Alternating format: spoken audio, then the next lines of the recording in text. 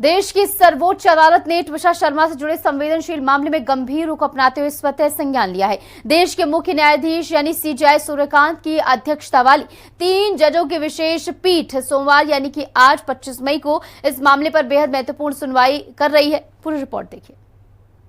भोपाल की मॉडल ट्विशा शर्मा की बीते 12 मई को ससुराल में संदिग्ध परिस्थितियों में मौत के मामले ने तूल पकड़ लिया है। परिवार की लगातार गुहार और हाई कोर्ट के आदेश के बाद एम्स दिल्ली की 4 सदस्यीय फॉरेंसिक टीम ने भोपाल में दोबारा पोस्टमार्टम किया। गौरतलब है कि शुरुआती पोस्टमार्टम में एंटी मॉर्टम हैंगिंग बताया गया, लेकिन गले पर 2 अलग अलग लिगेचर मार्क्स और शरीर पर एंटी मॉर्टम इंजरीज ने पूरे मामले को हत्या की दिशा में मोड़ दिया है। फैमिली से विक्टिम से मिलने का एक प्रोटोकॉल होता है। अंडर दैट प्रोटोकॉल उन्होंने हमारे ग्रीवियंसेस को सुना और उन्होंने भरोसा दिलाया कि इस स्क्रैच से ही इस पोस्टमार्टम को किया जाएगा विदाउट एनीथिंग, नॉन बायस, किसी की भी पक्ष में नहीं, ऐसा उन्होंने बोला। हमने भी उसको मान्य किया। PM2 होने के बाद में फैमिली निर्णय लेगी, क्योंकि अभी समय का हमारे को अंदाजा नहीं है कि PM कितने टाइम तक चल सकता है। उसी के बाद सारी चीज़ें निर्णय ली जाएगी। दाह संस्कार कहाँ किया जाएगा, कैसे किया जाएगा, हम पूर्व सूचित करेंगे आपको।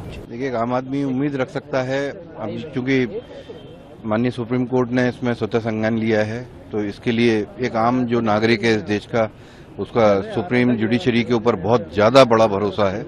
उतना ही बड़ा भरोसा हमें भी है कि निश्चित ही ये न्याय मिलेगा। इसके लिए ये स्वतः संज्ञान लिया गया माननीय सुप्रीम कोर्ट के द्वारा। इस बीच सुप्रीम कोर्ट ने खुद संज्ञान लेते हुए सोमवार को सीजेआई की अगुवाई वाली बेंच में सुनवाई तय की है। भोपाल पुलिस को लेकर सामने आए तथ्यों और ट्विशा के परिवार के आवेदन पर मध्य प्रदेश सरकार ने इस मामले की जांच के लिए सीबीआई से जांच कराने की सिफारिश कर दी है। जी, वी आर प्लानिंग। उसमें अभी इसमें इट डिपेंड्स कितना समय लगता है, तो जो जितना हमें समय लगे उसके अकॉर्डिंगली हम प्लान करेंगे। नहीं जी, this is a major development and big step ahead and हम सब इससे बहुत खुश हैं कि इतनी सब पारदर्शिता जो हम चाह रहे थे हमेशा से वो भी आई। I would not call it satisfaction, but हाँ, हम अभी जो हमारे छोटे स्टेप्स हैं वो बड़े स्टेप्स हो गए। जो सुओ मोटो एक्शन जो लिया है, ये एक आम आदमी का जो है न्याय व्यवस्था पर विश्वास बनाए रखने के लिए एक बहुत ज़रूरी कदम था, जो सुप्रीम कोर्ट का हम आभार प्रकट करते हैं कि उन्होंने इस कदम को उठाया। सेकंड पोस्टमार्टम के लिए जितना संघर्ष करना पड़ा और जिस तरीके से पूरे सिस्टम, पुलिस और जो है लोकल लेवल पर जो न्याय व्यवस्था ने जिस तरीके से फैसले जो लिए हैं और जो सेकंड पोस्टमार्टम डिनाई किया, ये संवेदनशील रहा। देर से उस चीज़ को किया जा रहा है, इसके क्या परिणाम होंगे ये क्या पाना मुश्किल है।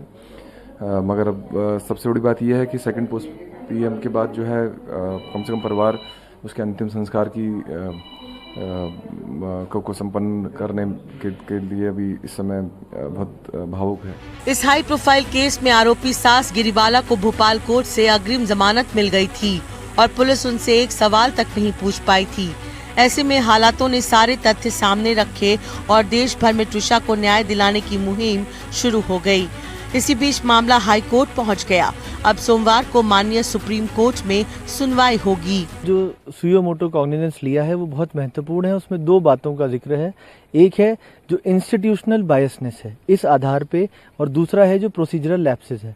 तो इंस्टीट्यूशनल बायसनेस चाहे वो जुडिशरी की तरफ से रहा हो, चाहे वो पुलिस की तरफ से रहा हो, चाहे वो एम्स का हो, उन सब चीज़ों पर स्वतः संज्ञान लिया है सुप्रीम कोर्ट ने।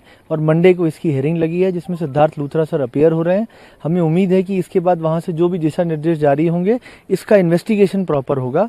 और इसके अलावा एक प्रोसीजरल लैप्सेस की बात करी है, वो प्रोसीजरल लैप्सेस चाहे जो जमानत दी गई, चाहे वो एम्स हो, चाहे वो पुलिस प्रशासन हो, सबके संबंध में सुओ मोटो कॉग्निजेंस लिया है सुप्रीम कोर्ट में। और इन सब के संबंध में प्रॉपर चर्चा करके, प्रॉपर वहां मेरिट पे डिसीजन लेके, प्रॉपर सारी कार्रवाई करते हुए इन सब के खिलाफ कहीं ना कहीं अगर कोई कमियां पाई जाएंगी तो इनके खिलाफ कार्रवाई होगी। उधर भोपाल कोर्ट ने पति समर्थ सिंह को 7 दिन की पुलिस रिमांड पर भेज दिया है। जबलपुर कोर्ट में सरेंडर नहीं कर पाने के बाद समर्थ को ट्विशा परिवार के वकीलों ने पकड़कर पुलिस को सौंपा था।